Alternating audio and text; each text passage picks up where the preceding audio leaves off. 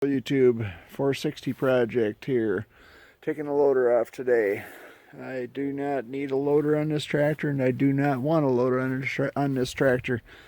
Like I said before, loaders are, I know somebody's going to really disagree with me here, but loaders are a death sentence to a tractor, especially a smaller farm tractor. This here is a particular loader, is the Super K Koyker Loader, Koyker Super K Loader, I should say, and has a front cylinder, one cylinder for the bucket. Has two buckets with it, I believe a 7-foot and a 5-foot, what I can guess here, and it is a nice loader and stuff like that, but the guy is using the tractor hydraulics, and these tractor hydraulics really were never meant for loaders unless you have a large pump. But if you can look at the destruction that this loader has done to this tractor, you can see some of the welding on the front end.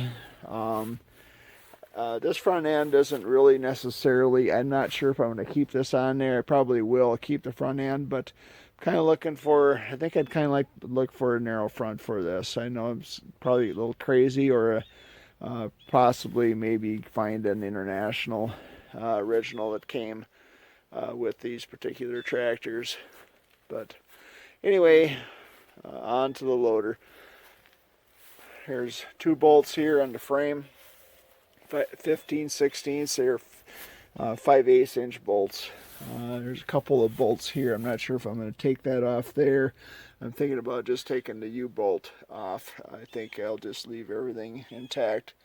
Have to unhook the hydraulic hoses. The guy made these, had these made by some friend or something like that, and this is a pretty good idea. You're able to drive your tractor out from underneath here after you get the loader disconnected.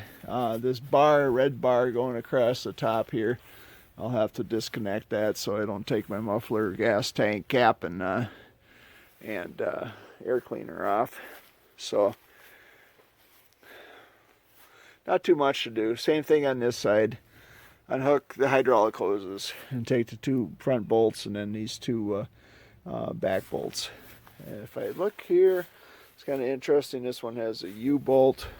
This one here has a plate. So I'm sure what happened is he either lost the U-bolt or broke the U-bolt and decided just to put a plate on it. So there you go.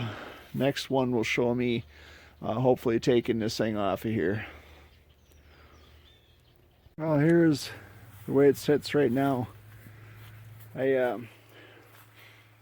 forgot to mention last video, I did make a short video of it, but I'm just going to mention it right now, that I have some chains that chain between the cylinder and the frame here, and so far really nothing has moved on me, and I have everything loose. I have the U-bolts off. It only fell down probably about 2 inches when I got them out, and they weren't difficult to get out. And I think when I disconnected the cylinders, it went down just a little bit, but they came apart really easier, just quick attach couplers, hydraulic couplers. So that came apart out pretty nice. And I'm just going to back this out now. And I left some nuts and lock washers here. Might as well get those picked up. I'm going to sell this loader, and somebody else can enjoy having it on their tractor. But like I said, I have a skid steer. I don't need it. So I have two loaders. If I were to get a loader, I would get probably an old overhead farmhand loader that had the long cylinders that came on the outside of the tires, because those really lift high. But if I were to do that, I think I would put that on probably something a little bit not as nice as this tractor. I'd probably put it on an M or something, or an H, because that's what we had. We had a farmhand loader on an H that worked just great. So, well, the next video I shoot will be this thing free at last, and from the scourge of what loaders do to tractors. And then I'll be picking up parts off the ground here, get my magnet and find all the rest of the parts that I might have dropped in the grass. So hopefully I can get rid of this soon. It'll be priced to sell. So have a great day. Thanks for watching. As you can see, I have it somewhat out, but then realized that I had my hydraulic hoses were kind of in the way, and we're going to get pinched between the front end and the loader. Hard can't hear, but just have to back it up the rest of the way. It looks like it might catch there a little bit on the front end, but I think I'll be okay. Take it slowly and back out slow. So not a big thing here, but this is about as far as I got.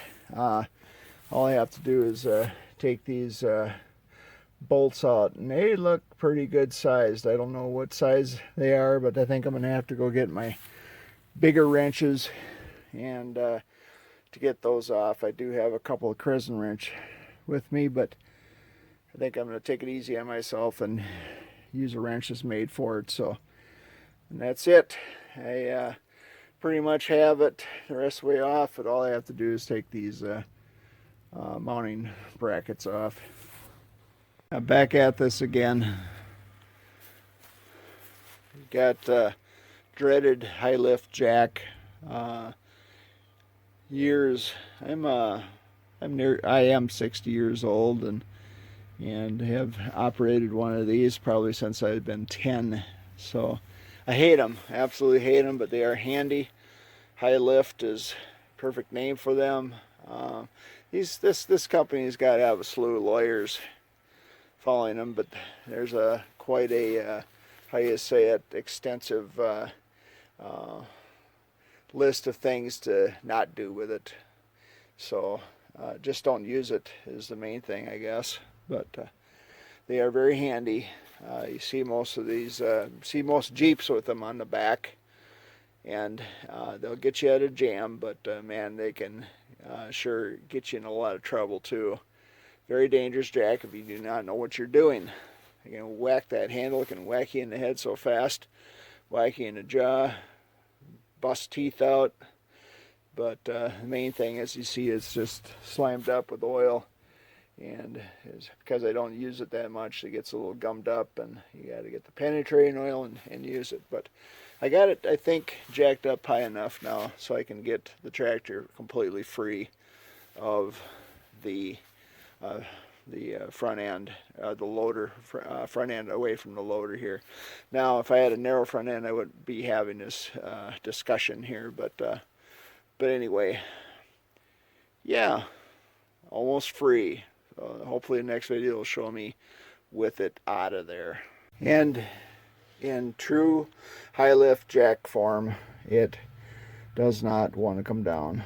My own fault. I don't keep things oiled. I use it, this jack, maybe once or twice a year. It's very, very handy. That's why they call them handymans. But yeah, this one is I bought brand new, so it's probably not wore in too good. But you have to really spray them down and get this seems to be the top one here, gives the most problem. Now I see it's in the actual out position, and that's probably the way you should keep them. And then I guess I'm just going to lube the ever-living daylights out of this thing before I put it back, and then hope that the next time I use it, everything is free. But I'm pretty sure it's because it's awfully new and hasn't been limbered up very much. Very good. So anyway, there you go. Loader free, tractor free. Wonderful.